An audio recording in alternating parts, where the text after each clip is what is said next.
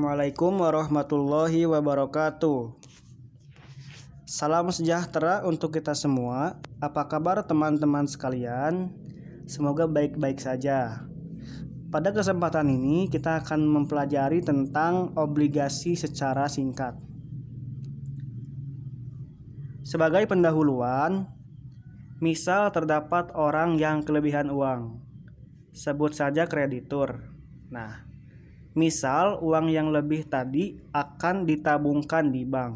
Nah, sebagai ucapan terima kasih dari bank karena telah menabung di bank, maka bank akan memberikan bunga tabungan sebesar 7% kepada kreditur. Nah, dari mana bank mendapatkan bunga 7% ini? Nah, tabungan tadi akan diputarkan dan akan dipinjamkan kepada pihak yang kekurangan uang. Sebut saja debitur. Nah, dengan syarat debitur harus membayar bunga pinjaman sebesar 14%. Jadi, nanti saat debitur melunasi hutangnya, maka bank akan menerima pinjaman itu dan bunga pinjamannya 14%. Barulah bank bisa mengembalikan tabungan dan bunga tabungan milik kreditur ya. Nah, kalau kita lihat bunga pinjaman 14%, bunga tabungan 7%. Jelas ada selisih di antara ini ya. Nah, selisih ini disebut dengan spread yang akan digunakan oleh bank untuk administrasi dan lain-lain gitu ya. Kalau istilahnya mah upah lah. Nah, seiring berjalannya waktu, kreditur maupun debitur sama-sama ingin mengoptimalkan suku bunganya. Maksudnya, kreditur ingin memaksimalkan suku bunga tabungan, sedangkan debitur ingin meminimalkan suku bunga pinjaman. Nah, ini dapat dilakukan dengan cara menghilangkan peran bank sebagai perantara. Jadi, kreditur dan debitur saling berhubungan secara langsung. Nah, misal debitur membutuhkan pinjaman, lalu dia mengeluarkan surat utang dengan janji manis yaitu akan membayar bunga pinjaman sebesar 10%. Nah, misal surat utang ini dibeli oleh kreditur, nah maka debitur memiliki hutang sebesar pinjamannya plus dengan bunganya 10%. Nah, surat ini digunakan sebagai bukti bahwa debitur punya hutang kepada kreditur. Nah, setelah jatuh tempo, nanti debitur akan membayar hutangnya sejumlah pinjaman plus bunganya 10% kepada kreditur. Barulah surat yang tadi dibeli akan dikembalikan kepada debitur. Nah, dengan begini, kreditur akan mendapatkan bunga investasi sebesar 10%. Nah, ini jauh lebih besar daripada bunga pinjaman atau bunga tabungan dari bank. Nah, maka tujuan kreditur untuk mendapatkan suku bunga tabungan yang maksimal tercapai. Begitu pula dengan debitur. Debitur hanya membayar suku bunga pinjaman sebesar 10%, jauh lebih rendah daripada suku bunga pinjaman yang diberikan kepada bank. Nah, maka tujuan debitur untuk meminimalkan suku bunga pinjaman tercapai.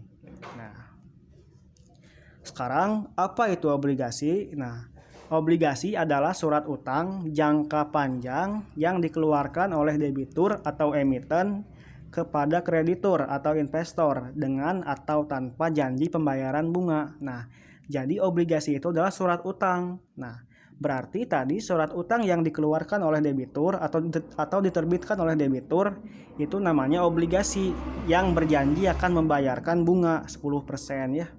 Nah, ada juga obligasi yang tidak berjanji membayarkan bunga. Nah, nanti akan dijelaskan. Seperti itu ya, gambaran tentang obligasi secara singkat. Nah, lalu penerbit obligasi, atau pembuat obligasi ya. Hampir setiap badan hukum bisa menerbitkan obligasi. Nah, asal memenuhi aturan yang berlaku. Nah, biasanya mereka adalah yang pertama lembaga supranasional, yaitu lembaga-lembaga yang memberikan kekuasaannya kepada pemerintah di atasnya. Nah, misalnya kalau di dunia itu Uni Eropa gitu ya. Nah, kalau contoh di sini Bank Investasi Eropa dan Bank Pembangunan Asia. Nah, terus yang kedua pemerintah suatu negara. Nah, Misalkan Indonesia membutuhkan uang 2 miliar untuk membangun sebuah jembatan. Namun tidak bisa memenuhinya, maka Indonesia mengeluarkan obligasi. Nah, seperti itu contohnya ya. Terus yang ketiga, bagian negara berdaulat. Misalkan provinsi, kabupaten, distrik, atau lain-lain ya. Nah, terus yang terakhir adalah perusahaan. Nah, perusahaan ini bisa termasuk perusahaan swasta atau perusahaan negeri ya.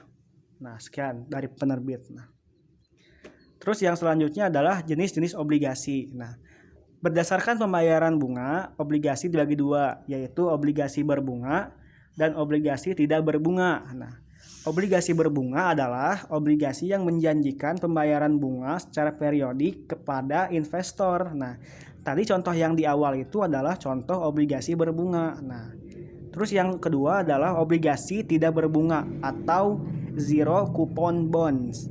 Nah, ini adalah obligasi yang tidak akan membayarkan bunga. Nah, namun akan membayarkan sejumlah uang nominal pada akhir masa jatuh tempo. Nah, seperti itu ya. Nah, terus yang selanjutnya berdasarkan jenis suku bunga. Nah, obligasi dibagi dua, yaitu obligasi suku bunga tetap dan obligasi suku bunga mengambang. Nah, obligasi suku bunga tetap adalah obligasi yang memberikan kupon dengan suku bunga yang tetap dari awal pembelian hingga jatuh tempo. Nah, sedangkan obligasi suku bunga mengambang adalah obligasi yang memberikan kupon dengan suku bunga yang naik turun sesuai dengan keadaan pasar. Nah, seperti itu ya.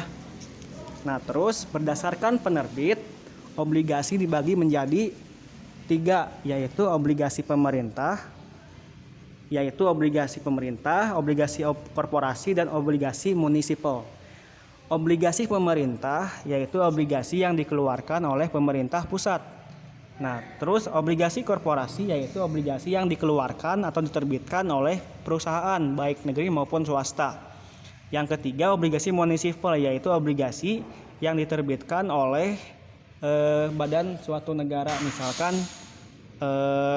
provinsi, distrik, dan lain-lain ya. Jenis-jenis obligasi lain. Nah, yang pertama adalah obligasi tanpa warkat. Apa itu obligasi tanpa warkat? Nah, obligasi tanpa warkat adalah obligasi yang tidak memberikan surat utang secara fisik gitu, namun memberikan dalam bentuk lain, misalkan online gitu ya. Nah, jadi surat utangnya itu online, seperti itu. Terus yang kedua, obligasi convertible. Nah, ini tuh adalah obligasi yang memungkinkan untuk dirubah ke dalam surat kepemilikan perusahaan atau saham ya. Nah, jadi obligasi ini bisa dirubah menjadi saham gitu. Terus yang ketiga, obligasi syariah atau obligasi sukuk ya, yaitu obligasi yang berlandaskan dengan syariat Islam gitu. Nah, terus yang keempat adalah obligasi callable. Nah, yaitu obligasi yang bisa ditebus oleh debitur atau peminjam sebelum jatuh tempo. Nah, dan lain-lain. Sekian untuk video yang pertama, semoga bermanfaat. Sebagai informasi, saya memiliki akun Instagram kabel.net. Apabila dirasa bermanfaat, silahkan follow Instagram tersebut dan jangan lupa subscribe ya. Sampai ketemu di video selanjutnya. Wassalamualaikum.